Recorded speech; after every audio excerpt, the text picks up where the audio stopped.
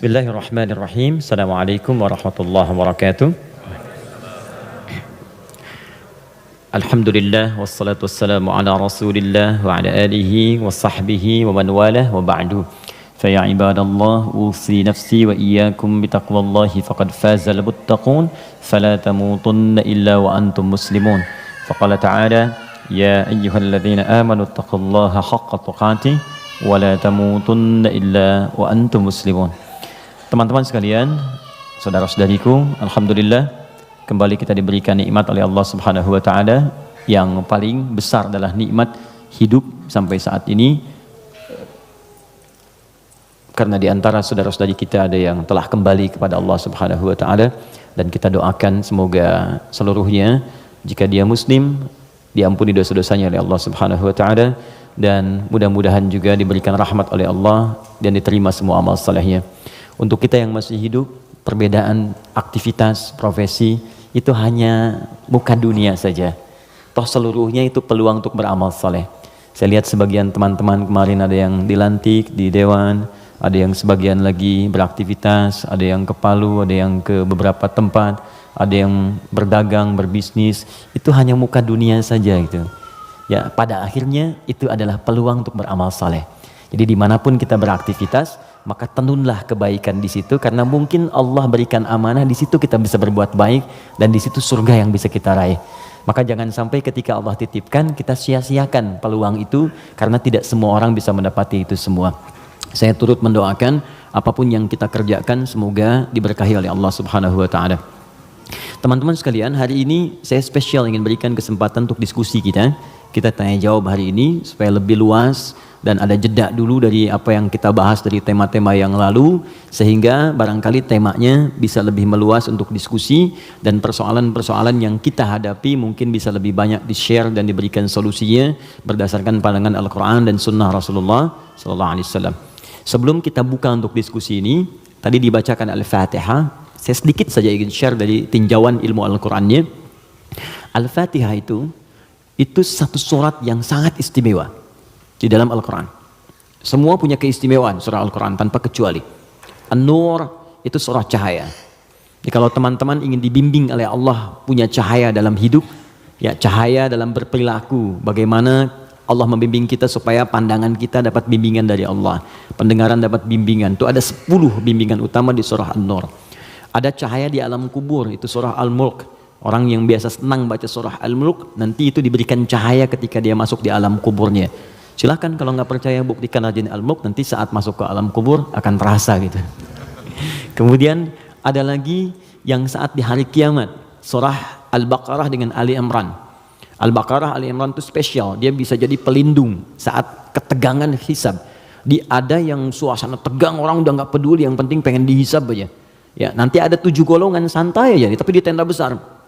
Santai, ya sab'atun yadhilluhumullahu fi dhillin yauma la dhilla illa dhilluh. Ada 7 golongan yang saat di hari kiamat tenang aja mendapat naungan Allah, saat semua umumnya orang gelisah. 7 golongan ini ada al-imamul adil, imam yang adil. Ada kemudian yang paling indah itu rajulun, seorang laki-laki, atau syambun qalbuhu muta'alliqan bil masajid. Ada orang yang lekat dengan rumah Allah, jadi pengennya tuh ke masjid, pengen baca Quran di masjid, pengen itikaf. Ada syabani yatahabbani fillah, 2 orang yang bersahabat karena Allah. Cari sahabat-sahabat yang dekat tuh bisa saling mengingatkan, itu bersahabat sampai ke surga nantinya. Ada hadisnya. Ya, misalnya yang perempuan akhwat dengan akhwat, yang laki-laki ngingetin, yuk bangun tahajud yuk, gitu kan? Yuk baca Al-Quran, ayo kita ke majlis ilmu. Terus kalau ada berbuat yang kurang diingatkan, itu nanti di akhirat disatukan bahkan sebelum dihisab. Santai. Nah, tapi itu tendanya besar. Keluar dari tenda itu mustahil, tapi ada 1 golongan yang bisa jalan-jalan saat hisab. Keluar dari tenda itu jalan aja. Dialah pecinta Al-Baqarah dan Ali Imran. Ahli Al-Baqarah dan Ali Imran. Hadisnya sahih di Al-Bukhari. Ka'annahuma ghamamatan. Orang yang sering baca, bukan spesifik hafal ya, ingat, bahkan baca. Dia mencintai Al-Baqarah, cinta Ali Imran, sebelum tidur dia baca. Dia telaah itu. Itu nanti keduanya menjadi pelindung. Ka'annahuma ghamamatan. Jadi saat lelah, penat, padat, panas, itu jadi pelindung di atas kepala ya. Nah, kalau Anda punya bukunya Al-Imam An-Nawawi, namanya At-Tibyan fi Adab Hamalatil Quran. Jadi sebelum menulis Al-Arba'in 42 hadis, pernah dengar? Ada Riyadus Shalihin 1896 hadis, beliau menulis namanya At-Tibyan fi Adab Hamalatil Quran, bagaimana bercengkrama dengan Al-Quran, ada petunjuknya. Nanti ada di halaman 52 terbitan Darun Nafais paling kanan pertengahan. Itu dikisahkan orang yang senang sebelum tidur baca Al-Baqarah. Saking senangnya di kebiasaan. Dan itu saking dekatnya dengan surat itu, dia tertidur satu masa belum sempat baca Al-Baqarah. Tiba-tiba dalam tidurnya kaget, dia bangun mimpi, terus tangannya tersenggol kawannya. Kawannya kaget, bangun juga, dia tanya, "Mas Bika, kenapa kamu begini?" Kata kawan yang tadi, "Wallahi ra'aitul fil manam laqad natahatnil baqarah." Tadi saya di mimpi, di tidur saya mimpi, saya diseruduk Al-Baqarah. Al-Baqarah kan sapi betina gitu kan. Nah, diseruduk, bangun, kamu belum baca saya gitu. Nah, itu sampai begitunya gitu ya. Jadi kalau Allah sudah sayang dengan seorang hamba, terus dia dekat dengan Al-Quran, maka Al-Quran itu akan menjaga kita. Nah, Al-Fatihah dia spesial. Al-Fatihah itu kan ada alnya ya. Ya, Fatihah itu artinya pembuka. Oh, ini kelihatan? Belum saya tulis. Masya Allah, imannya kuat banget, belum ditulis udah kelihatan. Wah, luar biasa. Ya, semoga Allah ampuni dosa kita. Fatihah. Oke. Sini baik-baik, fokus. Fatihah itu artinya pembuka, bukan sekedar pembuka, tapi pembuka semua ragam kebaikan, semua jenis kebaikan.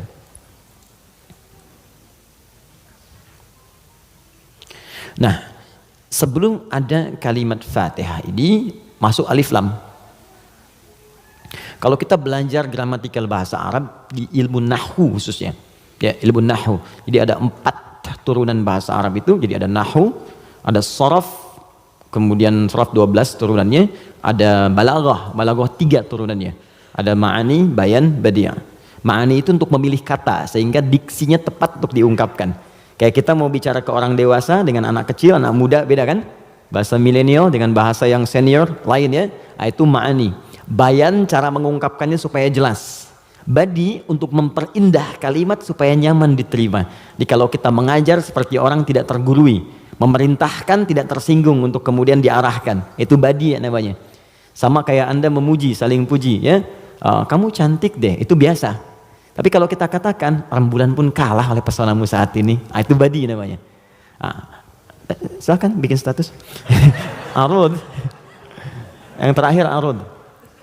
Arud itu sebetulnya ilmu untuk bikin puisi di Arab. Ada 16 rumusnya. 16. Jadi disebut bahar namanya. Ada tawil, tawilun lahulun al-buhuri fadailu fa'ulun mafa'ilun fa'ulun mafa'ilu. Ada rajaz. Ya mustaf'ilun mustaf'ilun mustaf'ilun mustaf'ilun mustaf'ilun mustaf'ilun. Sautus safiril bulbuli hayyaja qalbi thamili al-ma'u wa zahru ma'a zahri lahdhil muqali fa anta yasali dari wa sayyidi wa maulali fakam tayyibuli ghuzailun uqayqali qataftuhu min wadatin fi hadha ar-rajuli faqala la la la faqad ghada muharwili wal walad wali ya wailali faqultu la tuwalwili fabayinu lu'lu ali qalat lahu hina kadza in radidul muqali kahatan ka khailali tabtabitam tabtabuli. Coba diulang. Itu orang Arab. Cuma nanti belakangan itu bisa jadi rumus untuk bisa membedakan cara baca Quran dengan cara bacaan di luar Quran. Bisa. Di puisi itu kan puisi Arab ada qasidah namanya. Ya qasidah itu asalnya bukan yang pakai rebana, bukan. Ya qasidah itu kalau puisi ada 7 bait disebut qasidah. Misal, rumusnya madid, mufa'alatun fa'ilatun tala'al badru alaina min thaniyatil wada', itu asalnya qasidah. Dari bait puisi rumusnya madid. Ya, tapi orang jahiliyah dulu pun saat masuk Islam itu nggak pernah baca Quran dengan langgam-langgam ini. Ya, pernah ada riwayat sampai Nabi misalnya imam baca Quran dengan madid. Ya, tala'al badru alaina wadduha wal laili idza saja. Kan enggak kan? Jadi sejahiliyah-jahiliyah mereka pun itu nggak pernah digunakan langgam ini untuk baca Al-Quran karena memang beda. Jadi kaidah makanya nggak bisa musik misalnya sekarang lagunya dipakai untuk baca Quran, itu nggak bisa. Karena beda, ya beda ininya, frekuensinya lain. Gak ada kan imam baca sekarang, iyyaka na'budu wa iyyaka nasta'in, gak ada kan? Ya bisa sih bisa, cuman enggak gitu ya, kan gak enak kedengarannya. Itu ilmunya arud namanya. Dan ini ilmu bisa digunakan untuk mengukur pahala yang diberikan oleh Allah. Nanti lain waktu kita bahas. Nah, Di ilmu nahwu ada al. Al ini punya dua arti secara umum. Satu disebut ta'rif, ma'rifat. Ma'rifat. Ma'rifah. Yaitu huruf yang ketika melekat pada kalimat menunjukkan sesuatu yang khusus, spesifik. Kalau di bahasa Inggris, the mungkin ya, artikel the. Car, mobil, umum. The car, yang ini nih, bukan yang lain. Pen, umum. The pen, yang ini, bukan yang lain. Nah, itu dalam bahasa Arab al namanya. Jadi kalau ada al, yang dimaksud yang ini, khusus, spesifik, bukan yang lain. Al pertama yang melekat pada Al-Fatihah, berfungsi ma'rifah, menunjukkan sesuatu yang khusus. Surah ini adalah surah pembuka yang sangat khusus, karena dia disusun khusus untuk membuka surah-surah dalam Al-Quran. Jelas? Semua ayat Quran itu baik, dan pembuka kebaikan di ayat-ayat Quran disebut dengan Al-Fatihah. Jadi kalau Anda belajar Al-Fatihah dengan baik, maka Anda akan temukan bahwa surah ini khusus ditempatkan membuka untuk semua untayan ayat-ayat Al-Quran. Yang kedua, al di sini kenapa disebut Al-Fatihah? Karena surah ini khusus ditempatkan untuk membuka bacaan dalam sholat. Jadi ketika kita mulai takbir, Allahu Akbar, rukun bacaan pertama dalam sholat itu Al-Fatihah. Jadi kalau bapak, ibu, teman-teman, ikhwan, akhwat tidak baca iftitah, itu sholatnya masih sah.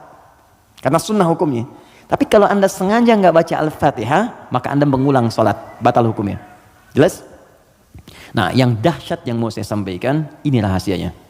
Awas, saya fokus ya, ini rahasia dan diantara kita saja. Oke. Disebut alnya yang kedua dengan istighraq namanya, istighraq. Ya, jangan hafalkan istilahnya, yang penting paham maksudnya. Istighraq itu al yang menunjuk makna yang komprehensif, holistik. Sesuatu yang menyeluruh. Semua menyeluruh sifatnya, tanpa kecuali. Al. Contoh begini, Alhamdulillahi Rabbil Alamin. Al di situ mencakup semua maknanya, komprehensif, seluruhnya tanpa kecuali. Makanya ketika hamdun artinya pujian, alnya diartikan segala. Lihat terjemahan, segala puji hanya milik Allah. Alnya semua, jadi semua jenis pujian kembali ke Allah. Nah, konsekuensi fikihnya, kalau kita katakan semua pujian hanya milik Allah, berarti jangan mengambil bagian dari pujian itu, sehingga berkuranglah sifat pujian kita kepada Allah. Contoh, Anda punya anak nih, dilatih baca Quran, bagus, sampai hafal 30 juz. Tiba-tiba teman berkata, oh Masya Allah, ukhti, akhi, anaknya pintar sekali, bagus, hafal Quran. Anda katakan, Alhamdulillah, semua karena Allah. Cukup. Jangan tambahkan lagi. Kalau Anda tambah, berkurang pujian itu. Ya, saya juga berdoa sih, malam-malam saya doakan, terus saya latih juga, kirimkan pada guru yang baik, itu jadi wasilah. Nah, itu berkurang. Jelas ya? Anda sakit, kemudian ke rumah sakit, terus kaki sudah mulai agak baik, teman-teman nengok, gimana kondisinya bro? Ya kawan, bagaimana kondisinya? Alhamdulillah sudah baik. Nah, kalau sudah alhamdulillah jangan ditambah. Ya walaupun sedikit, ya walaupun meskipun barangkali itu hilang semua, karena ada al. Nah sekarang masukkan ke sini. Tadi teman kita baca Al-Fatihah, fungsi yang kedua, dia ini. Istighraq menunjuk pada makna semua tanpa kecuali. Kalau digabungkan dengan makna ini rahasianya. Pembuka jenis kebaikan. Masuk al di sini. Maka surah Al-Fatihah, seluruh ayatnya, kalau dipelajari dengan benar dan diamalkan, dia akan membuka semua jenis kebaikan yang diharapkan dalam hidup. Orang ingin sukses, pelajari Al-Fatihah, maka akan dibuka kesuksesan. Ada yang sakit, ingin mendapat kesembuhan cepat, pelajari Al-Fatihah. Di situ ada rahasia bagaimana mendapatkan kesembuhan cepat dari Allah. Orang ingin rezeki, ingin ilmu, pelajari Al-Fatihah. Maka di situ ada nilai-nilai kebaikan yang cepat dibuka. Makanya satu-satunya surah dalam Al-Quran yang banyak namanya sesuai dengan objek kebaikannya hanya Al-Fatihah. Dia disebut Asy-Syifa karena di dalamnya ada kandungan untuk mempercepat datangnya kesembuhan dari Allah. Ada kepala suku di Arab dulu tersengat kalajengking Arab, racun masuk ke dalam sampai sekarat. Secara medis nggak bisa, semua angkat tangan. Datang rombongan sahabat, yang tadinya mampir ditolak, kemudian dikejar. Ada nggak yang bisa menyembuhkan di antara kalian? Satu orang mengangkat tangan. Kata orang ini, insya Allah, bukan saya akan sembuhkan kalau Allah berkehendak. Dibawa orang ini kemudian menghadap pada kepala suku tadi, dilihat kondisinya, dibacakan Al-Fatihah, hanya sekali baca, tidak diulang, tanpa wasilah apapun. Begitu dibacakan, selesai baca, sembuh orangnya. Nah, ini pembuka semua jenis, makanya dalam setiap keadaan seringkali dibaca Al-Fatihah, Fatihah, Al-Fatihah. Tapi persoalannya, kok orang dulu bisa sekali baca sembuh, orang sekarang ratusan ribuan kali nggak sembuh-sembuh gitu. Persoalannya apa? Nah, rahasia Al-Fatihah ada di ayat kelimanya. Ini yang mau saya sampaikan, ini hadis qudsi di sini. Ya. Ayat kelima, yuk kalau kita hitung dari bismillah, bismillahirrahmanirrahim, alhamdulillahirabbil alamin, arrahmanirrahim, maliki yaumiddin. Kelima, iyyaka na'budu wa iyyaka nasta'in. Saya bacakan hadis qudsinya, ini yang mengiringi ayat ini saat diturunkan. An Abi Hurairah radhiyallahu taala anhu qala, dari riwayat sahabat Abu Hurairah, semoga Allah meridhai kepadanya, qala Rasulullah SAW, saya mendengar Rasulullah SAW berkata, qala Allah azza wa jalla, kata Nabi, saya mendengar Allah menyampaikan di hadis qudsi, qasamtu shalah baini wa baina abdi, saya bagi salat kepada dua bagian, antara aku dengan hambaku, wali abdi ma sa'al, dan kalau hambaku benar menunaikan tugasnya, maka aku akan kabulkan apapun yang ia minta pada saat itu. Nah, ketika menyebut kalimat salat, ternyata yang disebut Al-Fatihah. Idza qala al-'abdu, jika seorang hamba benar membaca alhamdulillahi rabbil alamin, qala Allah azza wa jalla, maka Allah akan menjawab, hamadani 'abdi, hambaku sedang memujiku sekarang. Idza qala al-'abdu ar-rahmanir rahim, jika seorang hamba berkata ar-rahmanir rahim, qala Allah azza wa jalla, Allah menjawab, asna alayya 'abdi, hambaku sedang menyanjungku sekarang. Idza qala al-'abdu maliki yaumiddin, jika hamba membaca maliki yaumiddin, qala Allah azza wa jalla majjadani 'abdi, maka Allah langsung menjawab, hambaku sedang mengagungkanku sekarang. Gini, maksud kalimat ini di pembuka yang 4 ini, kata para ahli hadis, salah satunya ingin memberikan gambaran kepada kita bahwa setiap beraktivitas rasakan kita dipersaksikan oleh Allah. Itu poinnya. Saya ulang ya, kalau Anda ingin mendapatkan janji dari kemuliaan Al-Fatihah ini, maka rumus yang pertama, kata para pakar hadis, rasakan setiap kali kita berinteraksi, sekalipun hanya berkata itu, rasakan Allah mengawasi kita. Itu yang disebut ihsan namanya. Apa namanya? Ihsan. Itu ada di hadis Muslim, nomor hadis yang ke-8, paling kiri sebelah atas. Hadis Muslim. Nomor hadis yang ke-8. Di Al-Arba'in, nomor hadis yang kedua. Riwayat Umar bin Khattab. Ihsan an ta'budallaha ka'annaka tarah fa illam takun tarahu fa innahu yarah. Perhatikan baik-baik.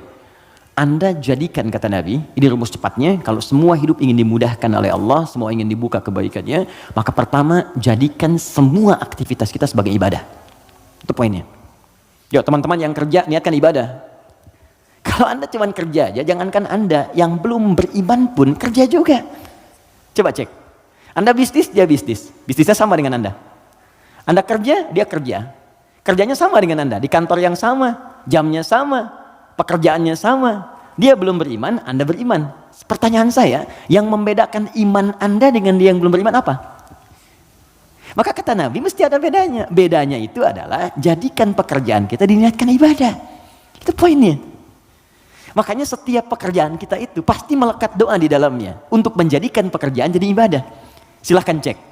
Cuma dalam Islam ya, dan kita hormati yang lain. Oke, jangan mencela, jangan apapun, kita hormati, tapi kita yakini untuk menunjukkan Islam itu agama yang benar.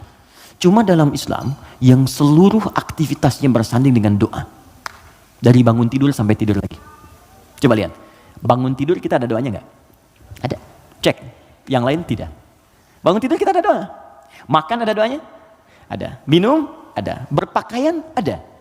Bahkan maaf ya, urusan ke toilet pun ada doanya. Bahkan kakinya diatur.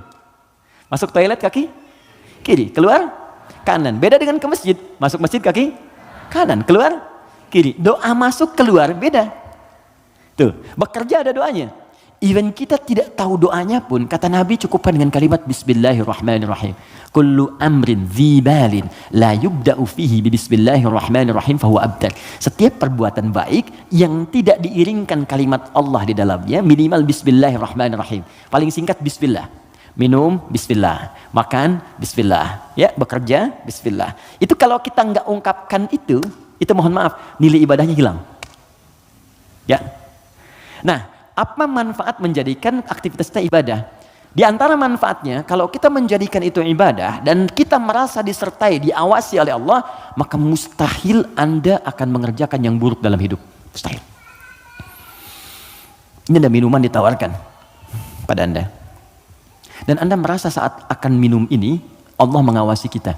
Maka mustahil Anda akan menyentuh minuman yang tidak disukai oleh Allah. Mustahil. Demi Allah saya katakan. Nggak akan pernah Anda minum minuman yang dilarang, bahkan mengucapkan kalimat bismillah.